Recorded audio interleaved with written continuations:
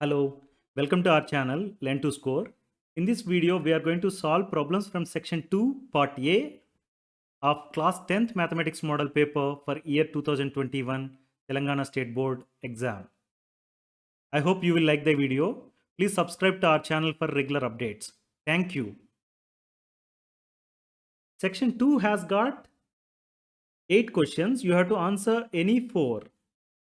Each question carries 4 marks. It means you will be getting 4 times 4, that is equal to 16 marks.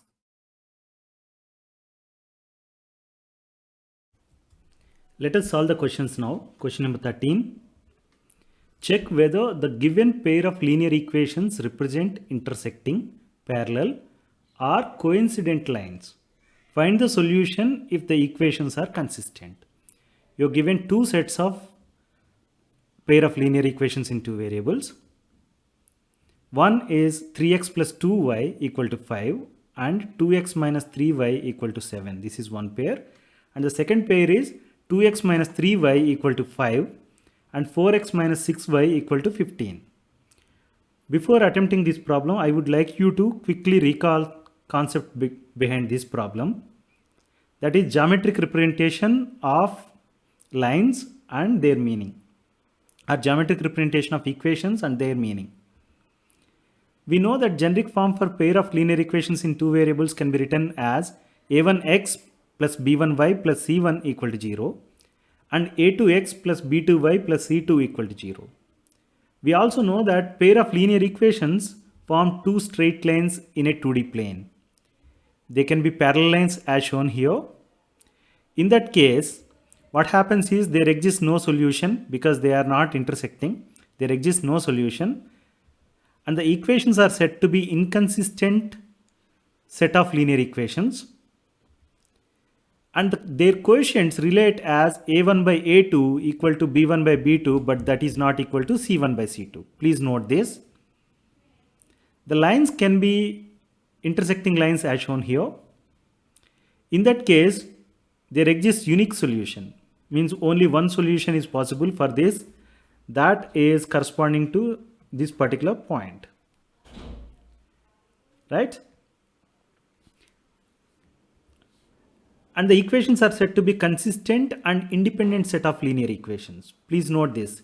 The equations are consistent and independent set of linear equations, and their coefficients relate as a1 by a2 that is not equal to b1 by b2. We don't really worry about the relation between c1 and c2, how it is, whether it is equal to these two or not. We are not really worried about it. a1 by a2, if that is not equal to b1 by b2, you can say that the equations are consistent and independent set of linear equations, and the solution is unique solution. And the lines can be overlapping lines as shown here. In that case, there exists infinitely many number of solutions because every point is a point of intersection, right? Every point on these two lines is a solution to the set of linear equations given.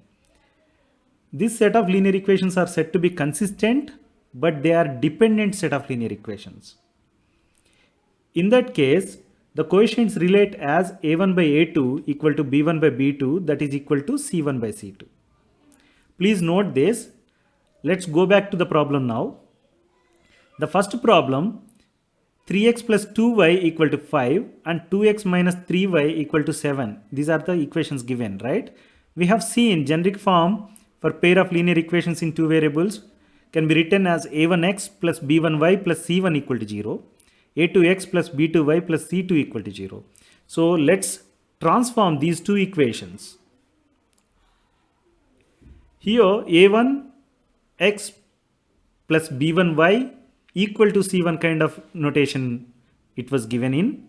Let's change the notation such that we can write it as the first equation 3x plus 2y equal to 5 can be written as 3x plus 2y minus 5 equal to 0, and the second equation can be written as 2x minus 3y minus 7 equal to 0, right? Now let's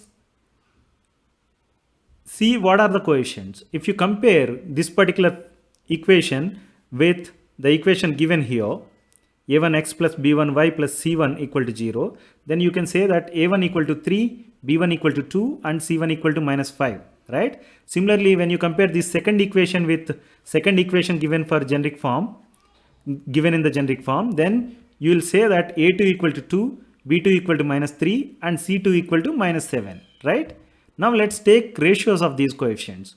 a1 by a2 is 3 by 2, b1 by b2 is minus 2 by 3, 2 by minus 3, that I have already written it as minus 2 by 3, please note this. c1 by c2 is minus 5 by 7, minus 5 divided by minus 7, that is equal to 5 by 7, right? As you see here, a1 by a2 is not equal to b1 by b2, that is also not equal to c1 by c2, right? We already said that when a1 by a2 is not equal to b1 by b2, we don't really worry about what happens to this coefficient, right? So when we have that kind of relation, we said that the lines are intersecting lines and the solution exists, and that is unique solution, and the equations are said to be consistent and independent set of linear equations, right? Here in the question, it is given that if the equations are consistent, you're asked to find the solution. Now we said that the first pair of equations given are consistent set of linear equations, right? Now our job is to find the solution for this pair of linear equations. Let's do that with the help of elimination method. Okay, you may recall that in the elimination method we multiply the equations with different numbers, right? Let's see why we do it. First, let me multiply first equation with number 2 such that it can be written as 6x plus 4y equal to 10. And let me now multiply the second equation with 3 such that it can be written as 6x minus 9y equal to 21. Why I have multiplied the first equation with number 2 and second equation with number 3? The reason is that I want to have the same number, the same coefficient for variable x. The reason is that when I have same coefficient for variable x, when I subtract one equation from the other, the variable x is going to be eliminated. You got the point? Since we have multiplied with first equation with number 2, this has become coefficient of x has become 6, right? Similarly, I wanted to have coefficient of x to be 6. That's why for the second equation I have multiplied with 3, right? So now let's subtract one of the equations from the other. When you do that, in the subtraction, what we do is we simply change the sign of the terms in the equation below, right? And simply sum them, right? So 6x minus 6x, this is going to be eliminated. That's the whole idea of elimination method. And then now you have 4x plus 9y, that is equal to 10 minus 21, right? So I can write it as 13y equal to minus 11.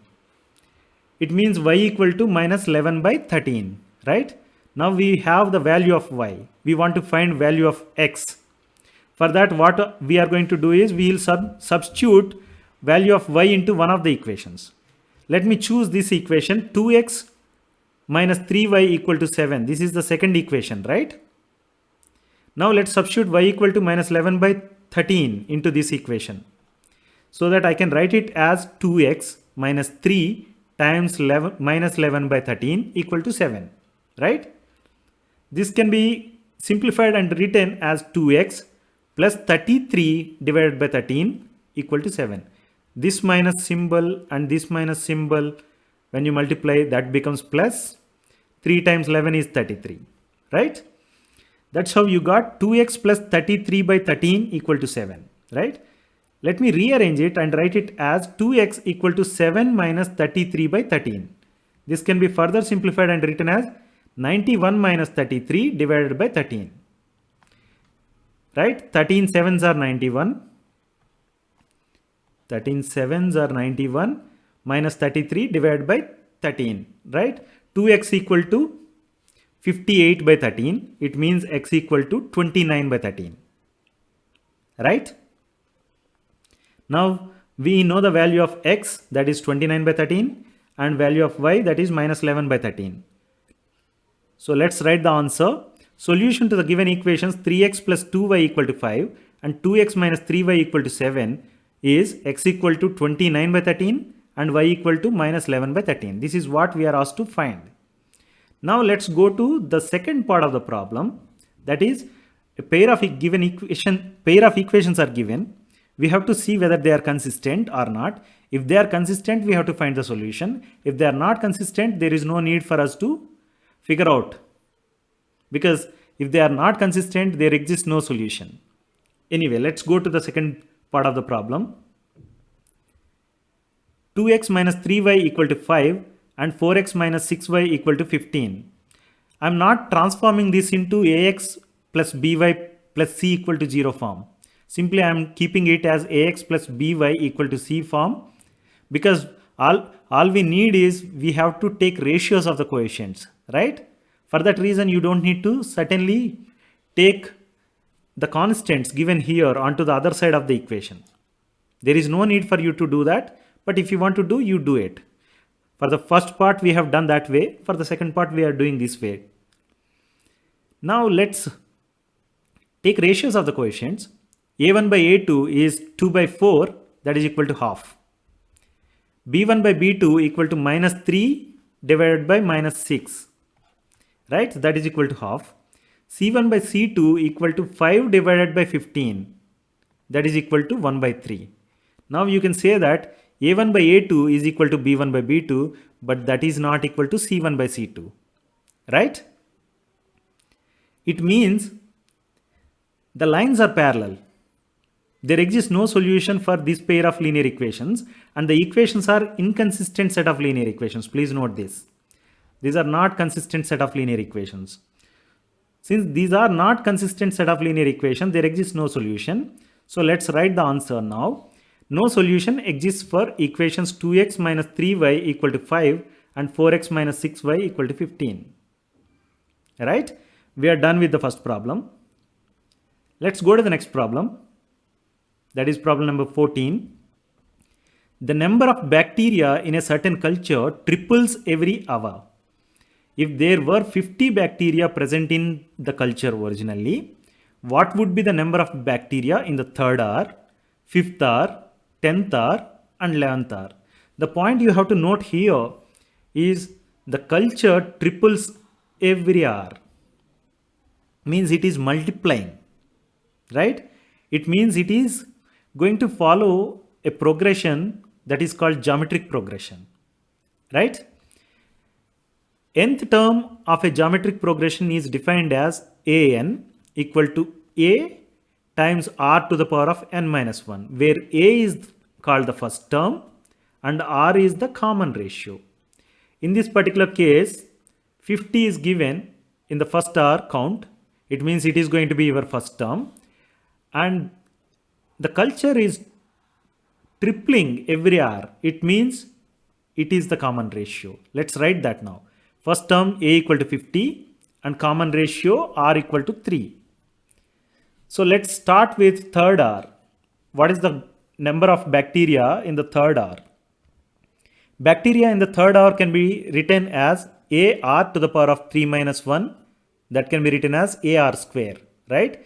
We know the value of a, that is 50, and r we know that is 3, right? Let's substitute that and simplify. 50 times 3 square, that is equal to 50 times 9, that is 450, right? Now let's go to the fifth hour. For fifth hour, you can write it as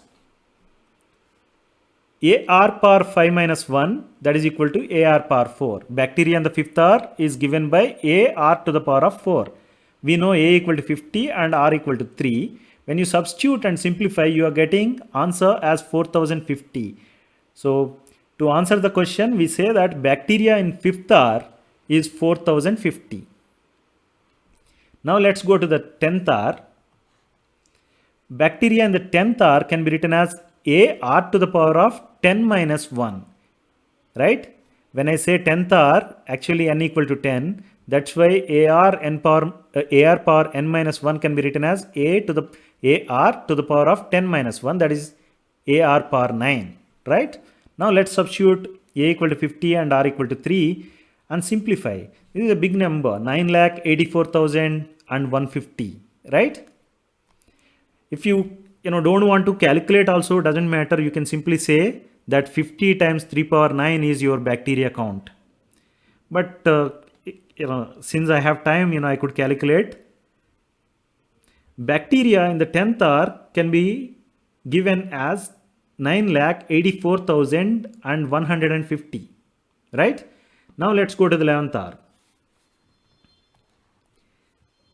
Bacteria in the 11th R can be written as a r to the power of 11 minus 1, that is equal to ar power 10, right? Let's substitute the values and simplify. This is 29,52,450. You don't need to write this. You simply say that 50 times 3 power 10 is your bacteria count, because in the exam it becomes too much of difficult to calculate the value of 3 power 10. So simply write the answer. Bacteria in the 11th R is 50 times 3 power 10. But otherwise you can calculate and write it as bacteria in the 11th R is 29,52,450. You have seen here, it started with 50, and within, if it is tripling every hour, then within 11 hours, it has reached 29 lakh plus count. This is the problem. That's why when you have health problems related to bacterial effects, bacterial infections, people immediately give antibacterial medicines, right? Antibiotics. The reason is you have to kill them, otherwise they are going to grow like anything. Now let's go to the next question. Question number 15. Find the area of triangle formed by the points 8, minus 5, minus 2, minus 7 and 5, 1. This is from coordinate geometry chapter, right? Area of triangle is defined as half times modulus of x1 times y2 minus y3 plus x2 times y3 minus y1 plus x3 times y1 minus y2, right? The idea of modulus operator is whatever happens to the expression value of the expression given within the modulus operator, whether it is a positive number or negative number, modulus operator is going to drop the sign and give you the absolute value. Because area of triangle cannot be negative number. Sometimes based on the choice, you may be taking the first one as x1 y1 and second one as x2 y2 and third one as x3 y3. And if you take that way, there is a chance that sometimes you may get area of triangle as a negative number. You don't want to have that. For that reason, you have modulus operator. Please understand this.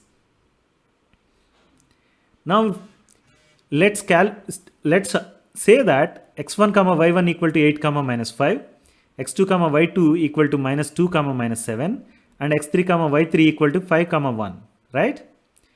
Now let's find value of this particular quantity, x1 times y2 minus y3. x1 is 8 here, y2 is minus 7 and y3 is 1. That's what we have substituted, right? 8 times minus 7 minus 1. When you simplify it, you can write it as 8 times minus 8, that is equal to minus 64, right? We are done with first part of the equation. Now let's go to the second part, that is x2 times y3 minus y1. When you substitute values of x2, that is minus 2, and y3, that is 1, and y1, that is minus 5, and simplify it, you get answer as minus 12. So we are done with the second part also. The second part value is minus 12. Now let's find the value of the third part of the equation, that is x3 times y1 minus y2. x3 is 5, y1 is minus 5 and y2 is minus 7. When you substitute and simplify, you get the answer as 10. Now we got the values of the third term also, right? Now we can go back to the area of triangle formula and simply substitute these three values. area of triangle now can be written as half times modulus of minus 64. This is first quantity. The second quantity value is minus 12 and the third term value is plus 10, right? This is minus 12 and plus 10. When you sum these two, you are getting minus 2, right? Minus 2 plus minus 64. So it is going to be minus 66, right? Half times minus 66 in the modulus operator. You see, this is what I was telling you. If you don't have modulus operator, your area of triangle is going to be a negative number. Since we have modulus operator, that drops the sign of 66 and simply gives it as 66. That is half times 66, that is equal to 33. So to answer the question, area of triangle whose vertices are 8, minus 5, minus 2, minus 7 and 5, 1 is 33 square units. Since area has got square units, we are saying, and since the unit is not given, that's why we are writing it as square units. If units are given in meters, then you must have said that it is meter square. Centimeters means centimeter square. Since there is no unit given, you simply write it as square units. It's better always to write the unit. Now let's go to the next question. That is question number 16. Find the zeros of the quadratic polynomial x square plus 5x plus 6 and verify the relation between zeros and coefficients.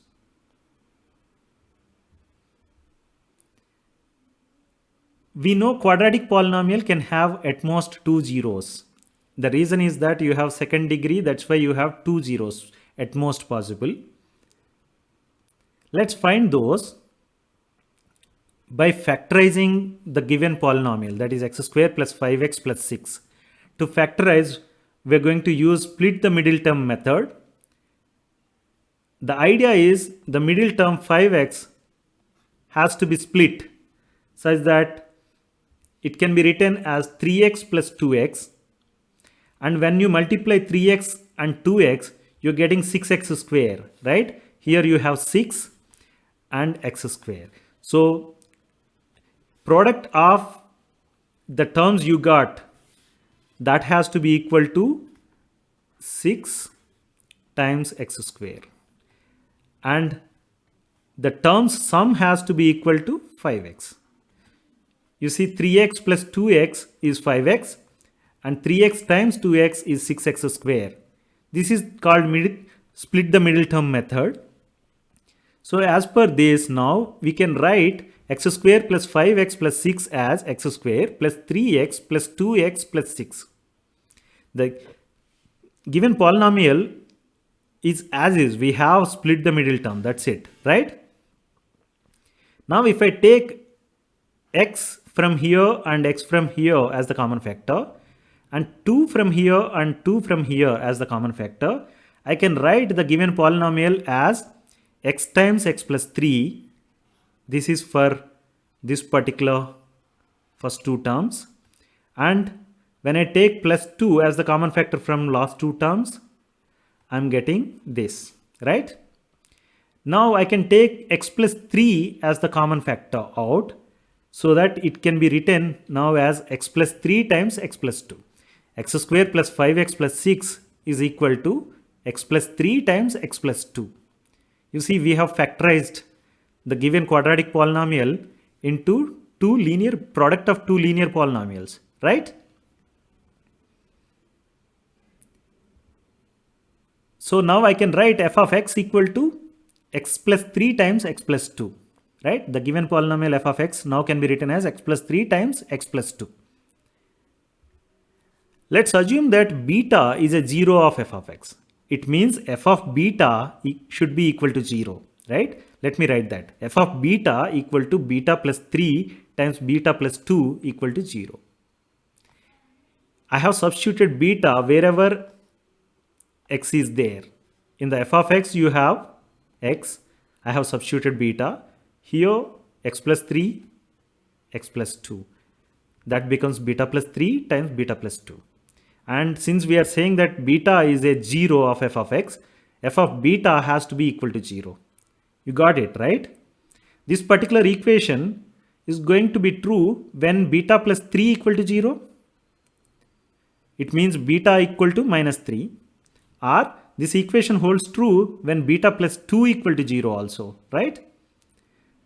Beta plus 2 equal to 0 means beta equal to minus 2. Now I can say that minus 3 and minus 2 are the zeros of given quadratic polynomial, because we started with beta as the 0 assumption, right? Now we know the values of beta, that is minus 3 and minus 2. Now let me write that. Minus 2 and minus 3 are the zeros of given quadratic polynomial x square plus 5x plus 6. So we are done with the first part of the problem. Find zeros of quadratic polynomial given. The second part is we have to verify the relation between coefficients and zeros, right? Let's go to that part now. We said that minus 2 and minus 3 are the zeros, right? The relations were given as follows. Sum of zeros equal to minus of coefficient of x divided by coefficient of x square.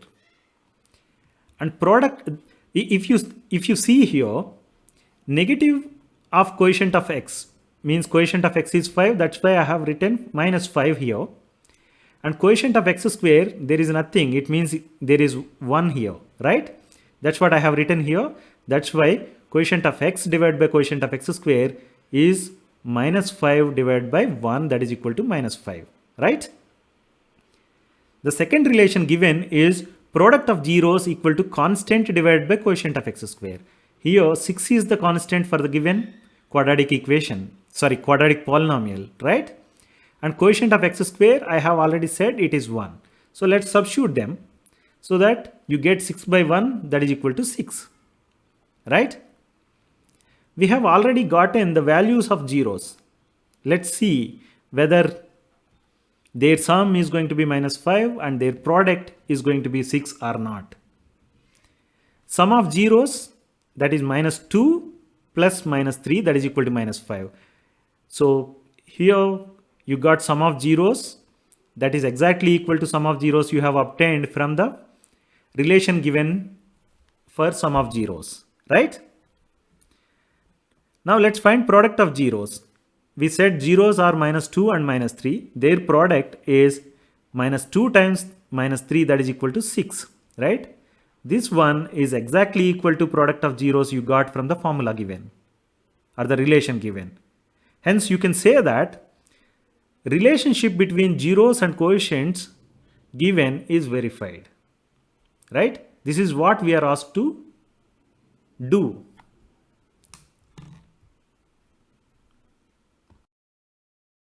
Let us solve the next problem, that is question number 17. Metallic spheres of radius 6 centimeters, 8 centimeters and 10 centimeters respectively are melted to form a single solid sphere. Find the radius of the resulting sphere. You have 3 spheres of radius 6 centimeters, 8 centimeters and 10 centimeters. You want to melt them and form a single sphere which is of radius bigger than these. Right? We want to find that radius.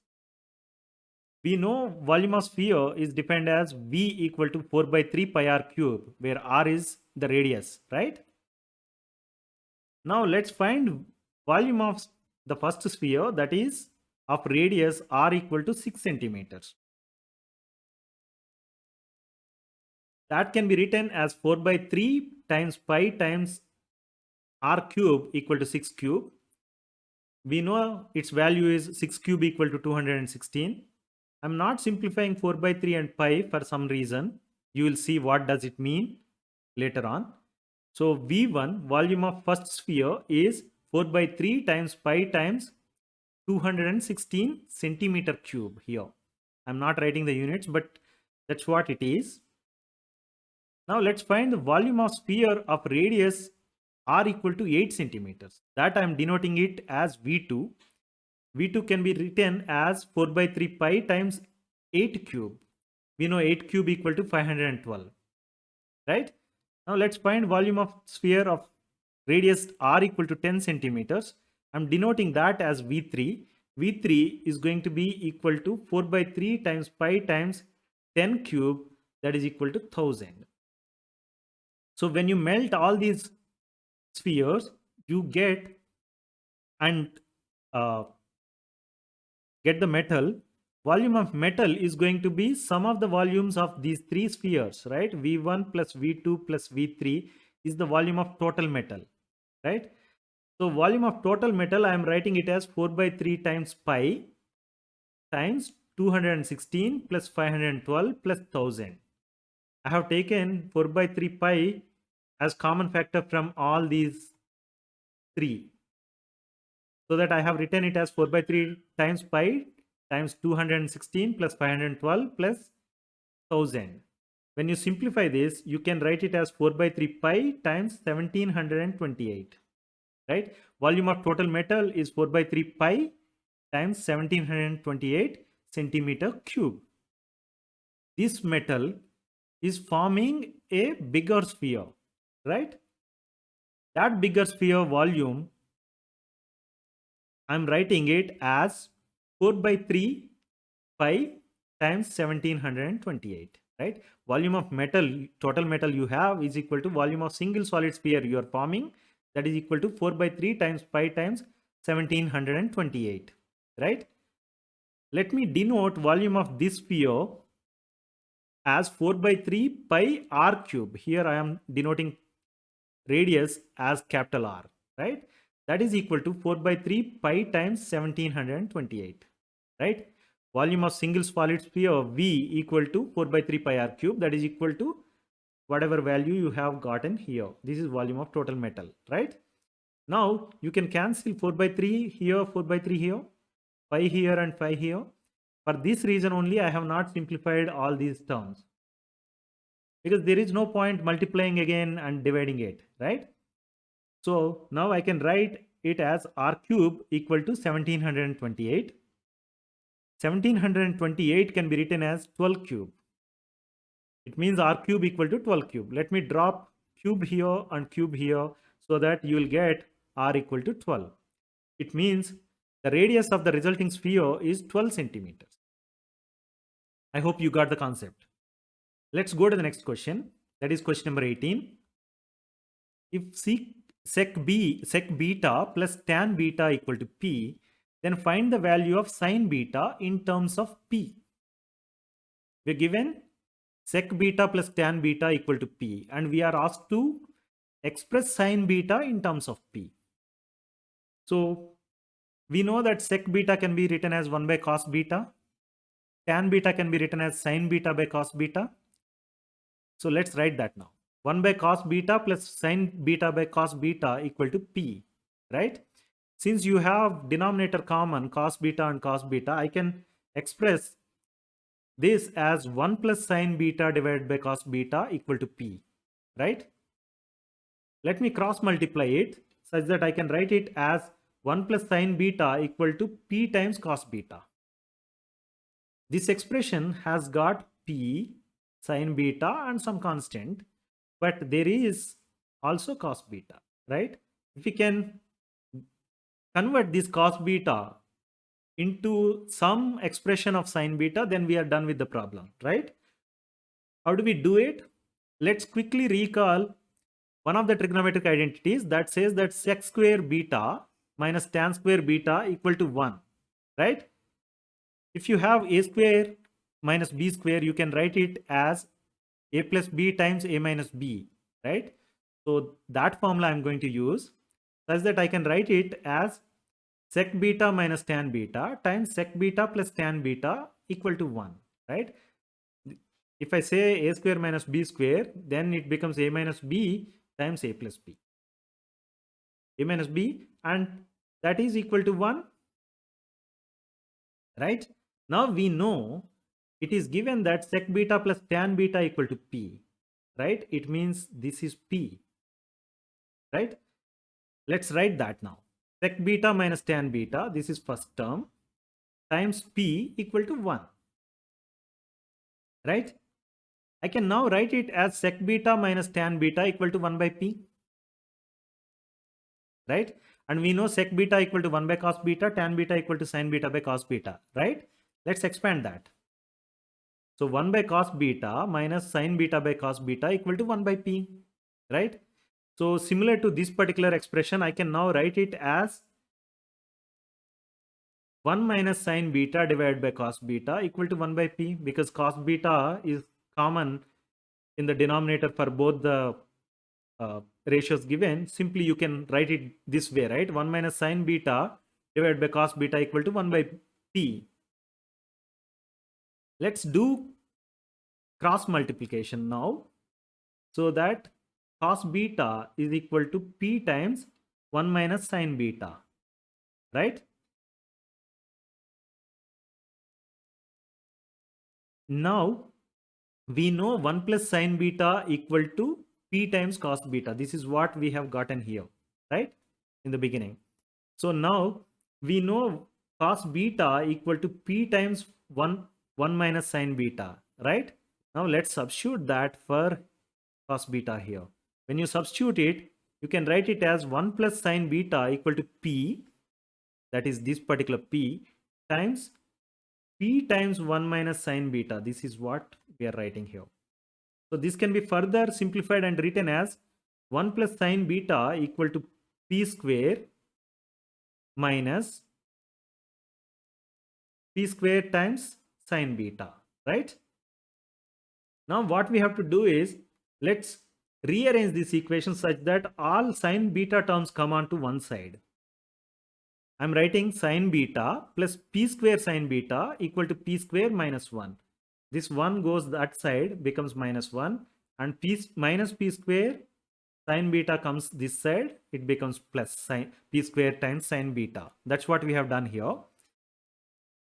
Now you can take sine beta as a common factor here, right? When you take that, you will be writing it as sine beta times 1 plus p square equal to p square minus 1, right? It means you can write sine beta equal to p square minus 1 divided by p square plus 1, right? So this is what we are asked to write. We wanted to write sine beta in terms of p only. That's what we have done here. Sine beta equal to p square minus 1 divided by p square plus 1. This is what we are asked to show. Let's go to the next question now. That is question number 19. One card is drawn from a well-shuffled deck of 52 cards. Find the probability of getting 1. A king of red color, 2. A face card, 3. A red face card, and 4. Jack of hearts, right? Please note that you will have 52 cards in a deck of playing cards. When you arrange them, you get an arrangement like this. The card with A is called ace, and you have 2, 3, 4, 5, 6, 7, 8, 9, 10, and then you have J, that is called jack, Q is called queen, and K is called king. If you observe, you have 3 times 4, that is equal to 12 number of cards that have got face, right? Jack, queen, and kings have got face. Now let's start with the first problem. Probability of getting a king of red color. Let me define the event E as getting a king of red color. So you may recall that probability of an event E is defined as number of outcomes favorable to event E divided by number of all possible outcomes of the experiment, right? Now we chose event E as the getting a king of red color. If you observe here, there is only one king, right? One king of red color. It means two kings. You have two kings of red color. One is with heart symbol and other is with diamond symbol, right? So favorable outcomes is 2. So all possible outcomes is going to be 52, because you have 52 cards. You can pick any of the cards. It means possible outcomes can be, ace of club, ace of heart, ace of diamond, right? Or 2 of heart, 3 of heart, 4 of heart, something like that, right? You have all 52 cards. There is a possibility of getting one card picked from all 52. That's why all possible outcomes is 52. When I said favorable outcomes equal to 2, it means that I can pick either king of red color heart or king of red color diamond, right? Because Our event is getting a king of red color, right? Now let's substitute these two, number of favorable outcomes and all possible outcomes, into the formula given for probability of event E, such that you will get probability of event E as 2 divided by 52, that is equal to 1 by 26. So now we can say that probability of getting a king of red color is 1 by 26. Please note this. Now let's go to the second part, that is a face card. As I said earlier, you have total 12 face cards, right? 3 in this row and 4 columns, right? So event is getting a face card. Favorable outcomes is 12 because I can pick any of these 12 cards, right? And we know all possible outcomes is 52. Hence, the probability is going to be 12 divided by 52. Let me divide both numerator and denominator with number 4 such that you get 3 times 4, that is 12, and 13 times 4, that is equal to 52, right? That's why you have probability as 3 by 13. Let's write that now. Probability of getting a face card is 3 by 13. Now let's go to the next part, that is we want to find a red face card, right? Here if you see how many red face cards are there. The event E is getting a red face card. How many red face cards are there? 3 in a row and 2 columns, total 6, right? Favorable outcomes is 6 and we know all possible outcomes is 52. So their ratio, that is the probability, is 6 by 52, right? Let me divide both numerator and denominator with number 2 so that I get it as 3 by 26. So probability of getting a red face card is 3 by 26. Let's go to the last part, Jack of Hearts. You have jacks in this row, sorry, in this column, right? And hearts in this column, hearts in this row. It means you have only one jack with heart, right? So event is getting jack of hearts. Favorable outcomes is just 1 and probability is 1 divided by 52, right? Let's write that. Probability of getting a jack of hearts is 1 by 52. I hope you got the concept. Now let us see the last question of this section, that is question number 20. It is from statistics. The following table shows marks scored by students in an examination of a certain chapter.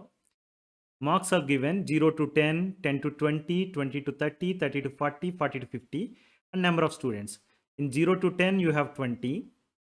And in 10 to 20 class, you have 24 people. In 20 to 30 class, you have 40 people. 30 to 40 class, you have 36 people.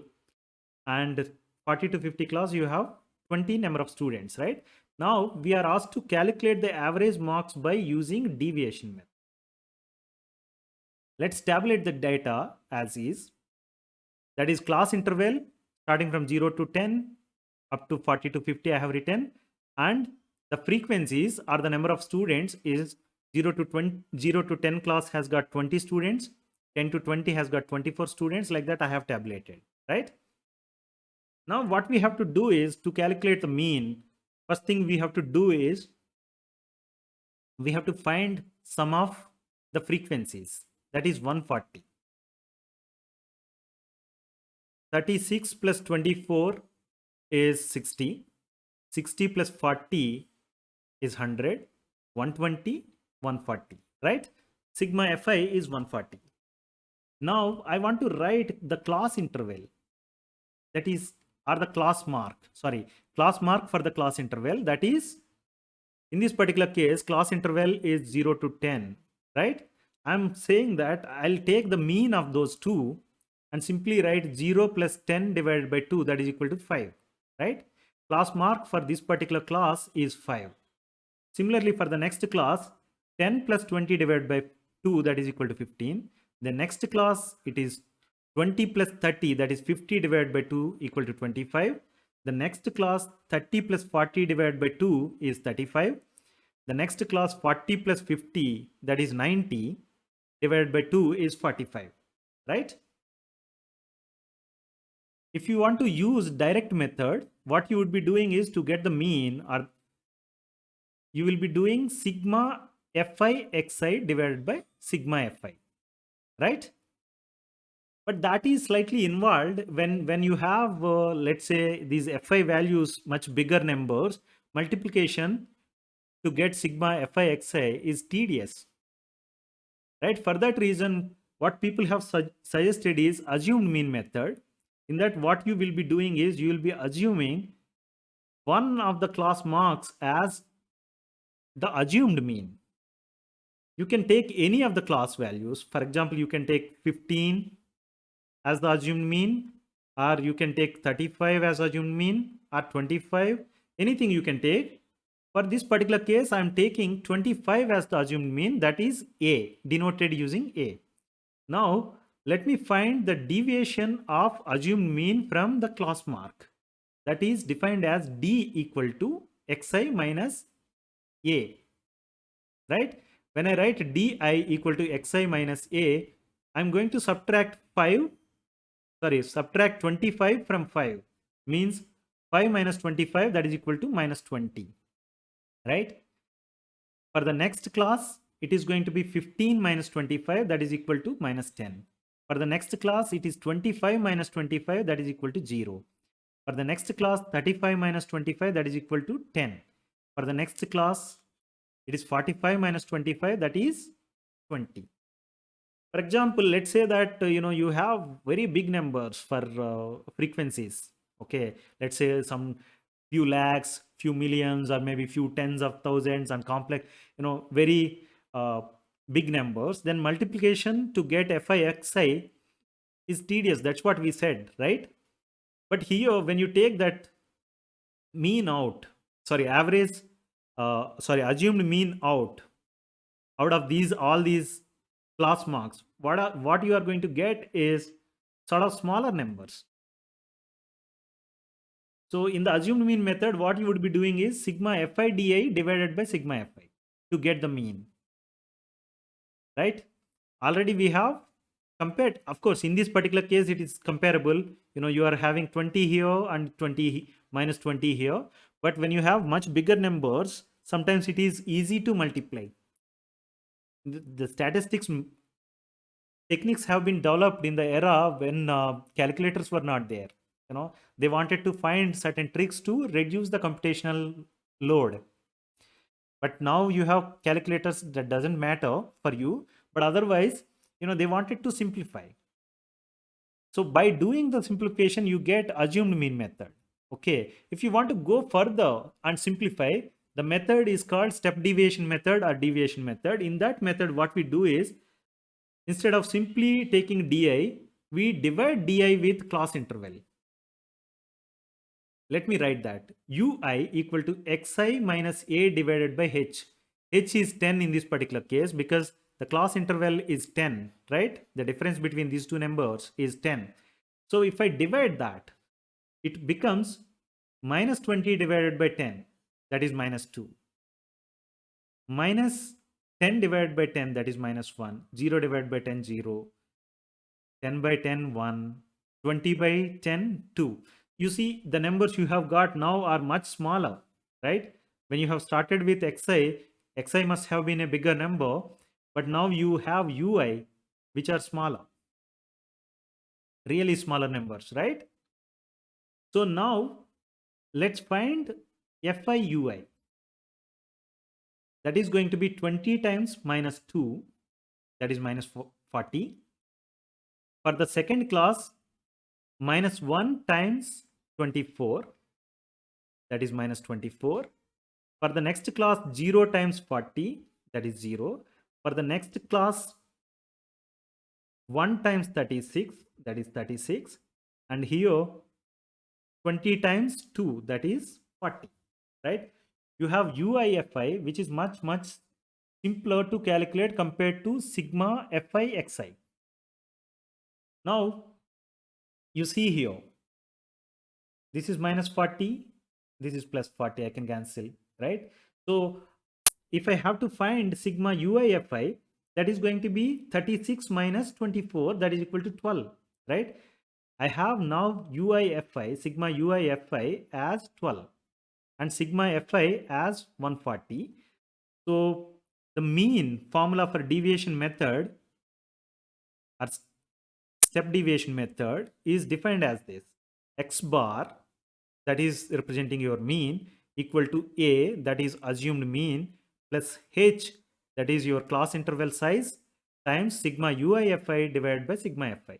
Let's substitute all the values. We know a, that is 25, we have chosen, h is 10, sigma uifi is 12, and sigma fi is 140. When you substitute, you write it as 25 plus 10 times 12 divided by 140. Cross 0, 0 here. It means you have 25 plus 12 by 14, right? So 12 by 14 is 0.857. So the answer mean is 25.857. So mean marks of this particular data given is 25.857. I hope you got the concept.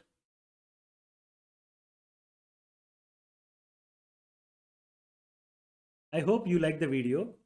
Please like, share and subscribe to our channel Learn to Score. Thank you.